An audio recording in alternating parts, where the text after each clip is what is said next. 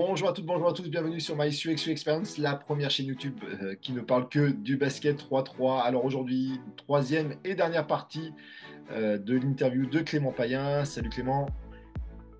Salut Rémi. Donc il y a 2 semaines, il nous a fait une petite présentation de son parcours dans le basket. La semaine dernière, sa philosophie en tant qu'entraîneur de basket 3-3. Et aujourd'hui, on va se focaliser sur l'équipe de Rennes 3-3, une équipe qui a co-créé, on peut dire ça. Oui, exactement. J'ai co-créé avec un ami, Yoren Ravache, que j'ai continué de suivre sur les 3 derniers étés. Voilà, et donc n'oubliez pas de liker, de vous abonner, de partager, et puis on se retrouve pour l'interview. Alors Clément, peux-tu nous raconter, alors même si on a un petit peu parlé sur la première partie, le début de cette équipe Rennes 3-3? Oui, oui, comme on l'a dit dans la première partie, c'est vrai que le Covid nous a laissé un petit peu de temps pour réfléchir à un projet de 3-3, essayer de mener à bien la création d'équipe. Après avoir eu la casquette un petit peu d'organisateur, j'avais envie quand même de m'y retrouver, moi, dans mon travail, dans ce que je préfère, c'est-à-dire l'entraînement et le coaching. Donc voilà, avec un ami, Yoren, on a essayé de penser ce projet et donc on l'a présenté on voulait le faire dans notre ville, hein, qui était la ville de Rennes. Et donc on l'a présenté au club de l'Union Rennes Basket, qui au départ a adhéré au projet, voilà, et qui du coup a accepté, on va dire, de créer une section un peu 3-3 au sein de son club. Voilà, une section, enfin, des équipes 3-3, on va dire, qui jouent l'été plutôt qu'une section 3-3. Donc voilà, le modèle il s'est créé comme ça, donc c'est vraiment le club qui finançait et qui finançait l'équipe, on va dire, pour jouer l'été. Et donc, moi, j'étais responsable de tout ce qui va autour de cette équipe, hein, la logistique, le recrutement des joueurs et des joueuses, et puis ensuite, l'entraînement des équipes et le suivi des équipes en compétition. Enfin, voilà, toutes les choses qui entourent une équipe de 3-3 pendant la Super League. Ok. Et au niveau des équipes, vous aviez combien d'équipes à gérer? Oui, c'est vrai que j'ai parlé que de la Super League, mais du coup, on avait 4 équipes, parce qu'on avait des équipes en Junior League aussi. Donc, on avait 2 équipes U18, une masculine et une féminine, et 2 équipes seniors, pareil, masculine et féminine. C'était important, et pour nous et pour le club, d'avoir toujours les deux, d'avoir cette mixité, hein, d'avoir une équipe et masculine et féminine, et d'y accorder, pardon, tout autant d'importance. Ça aussi, c'est une vraie valeur du 3-3, d'avoir sur un même tournoi ou sur des mêmes événements, garçons et filles. Et donc, nous, on voulait absolument avoir ces 4 équipes et pouvoir performer avec ces 4 équipes. Au niveau du fonctionnement de l'équipe, toi, comment tu planifiais ta saison? Donc si on part sur une saison classique 5-5, donc on va dire d'août on va dire à juillet, on va dire la finale de la Super League. Comment tu planifiais, toi, un petit peu au niveau des entraînements, au niveau des stages, au niveau du recrutement? Bah voilà, comment tu t'es organisé? Souvent, décembre, janvier, donc moi, je commençais à contacter les joueurs et les joueuses que je voulais voir dans l'équipe, on va dire. Donc là, on va dire que la partie recrutement a commencé à ce moment-là. Moi, l'idée, c'était toujours d'avoir 4 joueurs et 4 joueuses définis. C'est-à-dire que on pouvait aller élargir le roster à 6 ou 7, mais on définissait bien qui étaient les 4 joueurs et les 4 joueuses qui allaient participer à l'Open de France. On voulait pas rentrer dans une concurrence ou des choses comme ça. Enfin, c'était pas du tout l'idée du 3-3. On s'y retrouvait pas du tout là-dedans. Donc, on définissait vraiment 4 joueurs, 4 joueuses qui partaient au départ, qui devaient être là un maximum de fois sur la Super League et puis qui, du coup, allaient tenter de se qualifier pour l'Open de France et allaient faire l'Open de France en cas de qualification. Et une fois que ces 4 joueurs, ces 4 joueuses étaient bien validés, là, on pouvait ensuite aller demander à des garçons ou des filles de venir nous aider sur des tournois, des moments T, quand les joueurs majeurs, on va dire, n'étaient pas là. Donc c'est comme ça qu'on a commencé à construire nos équipes. Ensuite, on attend le calendrier de la Super League, classique. Et une fois qu'il tombe, eh ben, voilà, un groupe WhatsApp, qui est là quand, essayez de vous rendre disponible le maximum. Donc là-dessus, on est tombé on est tombé et on a choisi aussi, hein, mais des joueurs et des joueuses qui étaient motivés par ça, voilà, qui avaient envie de jouer le plus possible. Donc, on s'est toujours retrouvé avec des équipes quasiment au complet. Alors, évidemment, il peut y en manquer un sur un tournoi, sur un tournoi, mais il y en a toujours quasiment trois qui sont toujours là et qui sont motivés par ça, donc qui font les efforts, qui font les déplacements, qui prennent sur leurs vacances, qui changent leur date de vacances. Enfin, voilà, c'est toute une organisation pour pouvoir faire une saison 3-3. Là-dessus, les joueurs et les joueuses, on a eu des gens qui se sont investis dans les projets, donc ça c'était top. Donc on planifie ça, voilà, tout simplement, un groupe WhatsApp qui est là, tableau Excel, et puis en fonction de qui est pas là, on trouve des remplaçants pour participer au tournoi. Donc là, ça planifie notre saison, et puis avec pour objectif l'Open de France. Et au niveau des entraînements, t'arrivais à entraîner quand même l'équipe? Ouais, alors ça c'est pareil, c'est une difficulté, hein. La première année, la toute première année où on a lancé, du coup, c'était post-Covid. Et donc, du coup, les joueurs et les joueuses avaient fini leur saison plus tôt, si je me souviens bien. Et alors, notamment l'équipe filles, du coup, justement, l'équipe filles, elles étaient toutes de Rennes. Les 4 filles étaient de Rennes, donc on a vraiment réussi à s'entraîner. On avait créé un gros groupe d'entraînement. On allait s'entraîner sur le playground à Beaulieu, à Rennes. Et voilà, il y avait des U18 qui venaient, il y avait nous, notre équipe, moi je jouais un petit peu, qui venaient, il y avait les filles. On avait trouvé aussi d'autres joueuses de Rennes pour venir s'entraîner. Donc on était tout le temps une quinzaine, une vingtaine à pouvoir s'entraîner, jouer les uns contre les autres. Et donc la première année, ça a vraiment fait la différence parce que je pense qu'on était quasiment la seule équipe finalement du circuit à s'entraîner, vraiment sur du 3-3 avec les filles. Chez les garçons, c'était complètement différent. Comme je te l'ai dit, du coup, les joueurs, ils venaient d'un peu partout. Enfin, il y en a un qui habitait je sais plus où il habitait Louis à l'époque, mais enfin, il habitait loin. Jason était à Chaland. Enfin, on était éparpillés, donc il y avait très peu d'entraînement. On arrivait à s'entraîner la veille des tournois quand on avait l'hôtel, donc on arrivait avant pour pouvoir s'entraîner la veille, créer un petit peu de lien collectif la veille là-dessus. Puis après, la vidéo, du coup, beaucoup d'apports vidéo. Moi, j'essayais de faire des montages vidéo sur voilà, ce qu'il faut qu'on fasse en défense, ce qu'il faut qu'on fasse en attaque. J'essayais de leur montrer des images de d'autres équipes du circuit mondial. Voilà, ça, faut essayer de tendre vers ça. Voilà, on essayait d'utiliser cet outil-là. Eh ben, on va partir là sur un petit peu les souvenirs et on va aller comme je pense que tu as pas mal de choses. Quel est toi ton top 3 des meilleurs souvenirs avec Rennes 3-3? Bon.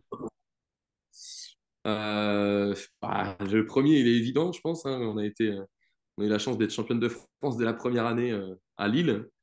Donc ça, c'était un super souvenir dans le sens où bon, non seulement on a été championne de France, mais surtout on a fait une saison quasi parfaite. C'était post-Covid. Donc du coup, il y avait quoi? Il y a eu 5 ou 6 Open plus, enfin 5 ou 6 week-ends, pas plus, je crois, d'Open plus. Nous, on avait réussi à en faire 4 sur les 5. Donc on y était tout le temps. Comme je t'ai dit, on avait réussi à créer une vraie dynamique d'entraînement. Donc on avait vraiment fait une saison pleine avec les filles où on s'entraînait, on avait vraiment pris le truc, on avait gagné 3 tournois sur 4. Donc on était vraiment arrivé à l'Open de France avec le plein de confiance. Et donc voilà, après le parcours, ben, forcément, c'est un tournoi de Super League. On aurait pu perdre 15 fois, mais on a gagné à chaque fois. Et je pense que c'est justement ces petites choses qui avaient fait la différence, le fait qu'on se soit entraîné, le fait qu'on ait beaucoup plus joué que les autres équipes, qu'on ait gagné aussi des tournois, même si des fois, en féminin, le seul match intéressant, sans manquer de respect à personne, mais c'était pas avant la finale. Mais d'avoir engrangé cette habitude de gagner, de faire des tournois, toutes ces choses-là, je pense que ça nous a énormément servi. Et donc voilà, on gagne contre une équipe à la fin avec Noémie Brochant, Emma Peytour, qui était en équipe de France Jeune, qui y sont toujours d'ailleurs. Donc voilà, c'était une belle performance. Donc ça, voilà, on l'a bien fêté derrière comme des Bretons et c'était un super souvenir. Voilà. Ok. Et alors Donc ça, top 2? je pense que c'est le numéro un. Ouais. Euh, top deux, c'est la première année aussi parce que dans cette première année, on a découvert plein de choses, on a eu un peu de réussite, mais c'est vrai que sur le dernier tournoi, du coup, à Orléans, dernier tournoi de la saison Super League avec les garçons cette fois, du coup, on gagne contre Bishop qui écrasait la Super League cette année-là. Ils avaient gagné, je ne sais plus combien d'Open Plus avant, et on les bat au buzzer sur un tir de Ludovic Negroba avec la planche. Enfin, pareil, ça vient un petit peu de nulle part, alors qu'ils ont 3 tirs de la gagne avant, mais bon, c'est tout ce qu'on aime dans le 3-3. Et donc, ce tir-là, il nous qualifie à l'Open de France, mais il nous qualifie aussi à un challenger à Cergy. Donc, enfin, c'était sur un tir et sur un match, on a tout gagné un petit peu si on veut. Et donc, derrière, on est parti au challenger de Cergy. Et le challenger de Cergy, ça a été une expérience incroyable. C'était la première fois où on intégrait le circuit mondial. On y a été avec une équipe recomposée, complètement recomposée, parce qu'on s'est qualifié pour le challenger. C'était directement la semaine d'après, donc les gars n'étaient pas là. Donc, on s'est retrouvé avec une équipe vraiment de faite sur au dernier moment. Et donc on était au cul de Rô, on sort du cul de Rô. Derrière, on joue Youb. Donc bah, voilà, hein, je fais pas un dessin, c'était incroyable de pouvoir jouer une des top équipes mondiales. On perd, mais en restant dans le match et on était très bien. Et eux, avant, ils avaient perdu contre Monaco. Voilà, et donc du coup, nous derrière, on bat Monaco. Et donc sur une histoire de point-average, c'est nous et Monaco qui passons en quart de finale. Donc on élimine Youb au premier tour d'un challenger. Donc enfin, voilà, c'était assez fou. Et on avait vraiment, enfin, l'événement était assez incroyable. C'était dans une patinoire, je crois, à Cergy, les Notorious Games. Là, il y avait des concerts. Enfin, ouais, c'était vraiment un truc bien organisé. C'était vraiment sympa. Et derrière, on a pris une leçon de 3-3 par Lausanne. Et c'était super de prendre aussi cette leçon, de se dire, ah, voilà, le niveau mondial, on en est encore à des années-lumière, même si on avait l'impression d'avoir fait une bonne prestation avant contre Youb. Et on était si près, si loin, mais voilà, on a beaucoup appris ce jour-là. Et donc voilà, c'était une première participation au circuit mondial, donc ça reste un beau souvenir. Ok. Bah, de toute façon, Youb, à chaque fois, tu as l'impression de faire un bon match contre eux et à la fin, ils te tapent à la fin. Donc, Oui, c'est ça, exactement. Et là, Monaco avait été incroyable d'adresse, hein. On parlait du tir à 2 points au début, et bon, voilà, ils ont réussi à les battre sur une série d'adresses complètement folle. Donc, voilà. Avec Anthony Christophe à l'époque. ah, ils jouent encore. Donc, ouais, ouais, il jouait bien. Ouais, ouais. T'es jeune, il Donc, avait 42 ans à on est l'époque, passé. hein. Sûrement, sûrement. Et alors, ton dernier très bon souvenir, est-ce que tu en as un troisième? Le dernier, bah, le dernier, c'est quand même l'Open de France à domicile, même s'il y a pas de titre à la fin. On avait nos 4 équipes et les jeunes sur l'Open de France Junior League qui, pour la première fois, étaient au même endroit que la Super League. Ça, j'ai trouvé ça génial déjà. Parce que du coup, c'est vrai que les seniors sont venus voir les jeunes. Donc voilà, c'était top de pouvoir faire vivre aussi cet événement à nos 2 équipes jeunes. Et puis ensuite, bah voilà, le fait de pouvoir jouer à domicile, d'avoir tout le public pour nous, même si pour les garçons, forcément déçus du résultat pour eux, parce que je pense qu'on méritait mieux cette année-là, mais bon, après, c'est comme ça, c'est le sport. Et avec les filles, je pense qu'on a fait ce qu'on pouvait faire de mieux. On perd en finale contre la meilleure équipe du tournoi, contre Tchaf, qui était 4 filles de l'équipe de France et qui avaient aussi joué des tournois, qui n'était pas une simple wild card, qui était vraiment une équipe qui avait joué. Donc, elles avaient et fait des compétitions internationales ensemble et fait des Open Plus ensemble. Donc voilà, elles méritaient vraiment leur titre et nous, on a fait une bonne finale. Donc il n'y avait aucun regret à perdre, même si évidemment on aurait préféré gagner. Mais voilà, c'était jouer à domicile. On savait un petit peu que, on en parlera après, mais que c'était peut-être le dernier sous cette entité-là en tout cas. Donc voilà, on en a bien profité et voilà, c'était vraiment bien. Jouer à domicile, l'organisation était super et voilà, et le public était vraiment cool. Donc c'était très agréable de finir là-dessus. Donc pour ponctuer la saison, c'était vraiment top. Eh ben, on va peut-être terminer cette interview par l'avenir. Alors, quel est ton avenir, toi, dans le basket 3-3? Dans le basket 3-3, du coup, moi j'ai quitté Rennes l'été dernier pour les Sables d'Olonne. Voilà, donc je suis arrivé au Sables d'Olonne cette année en tant qu'assistant NM1. Donc c'est vrai que le projet il était tenu par le club et par moi, hein, évidemment. C'est moi qui chapeautais tout ce projet. Donc le projet de Rennes il va certainement être mis en pause cet été, ça c'est certain. Euh, donc voilà, ça va s'arrêter un petit peu là pour le projet de Rennes, mais j'espère peut-être qu'il sera repris par d'autres, hein. Rennes, ça reste une ville et j'espère que d'autres reprendront l'entité de Rennes et pourront jouer au 3-3. On a, je pense, créé aussi pas mal de liens avec d'autres équipes autour, hein. Donc j'espère que des jeunes vont se lancer et vont pouvoir créer cette équipe. Et puis de mon côté, on en parle ici au Sable d'Olonne. Voilà, c'est une ville qui aime beaucoup l'événementiel. Voilà, ils ont déjà accueilli un Open Plus. Ici, il y a beaucoup d'événements bon, autour de la voie, là, mais voilà, c'est une ville qui sait faire et qui est. Voilà, la mairie peut peut-être mettre du budget pour de l'événementiel et ces choses-là. C'est quelque chose qui peut les intéresser. Le club est intéressé aussi, donc on en parle voilà, pour créer petit à petit un projet 3-3 ici au Sable. Donc voilà, j'espère que ça va arriver à son terme et qu'on va pouvoir créer de belles choses ici. Voilà, ça serait donc pour moi partir sur une nouvelle dynamique, un nouveau projet, mais toujours avec la même envie et la même passion pour le 3-3. Merci Clément d'avoir partagé toute cette expérience avec nous, c'était très intéressant.